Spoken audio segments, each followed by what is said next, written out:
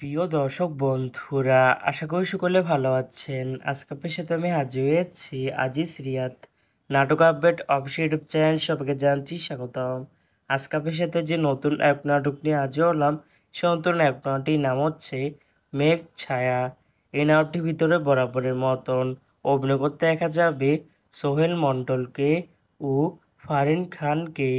বরাবরের মতন এই নাটকটি গল্প ও চিত্রনাট্য করেছেন মামুনুর রশিদ তানিম আর পরিচালক করেছেন অপু শর্মা।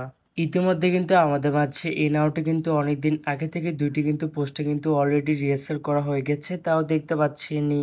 অসাধারণ হয়েছে পোস্টারগুলো। অবশেষে এই নাটকটি ইউটিউব পর্দায় আসতে যাচ্ছে খুবই শীঘ্রই।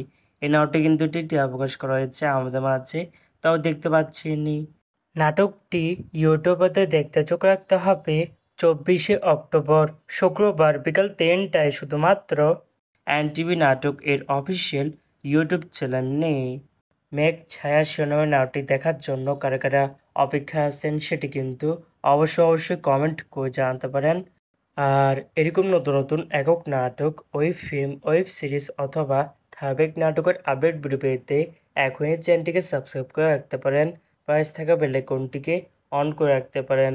তাহলে নতুন নতুন একক নাটকের আপডেট ভিডিও যাবে সবার আগে সর্বপ্রথম।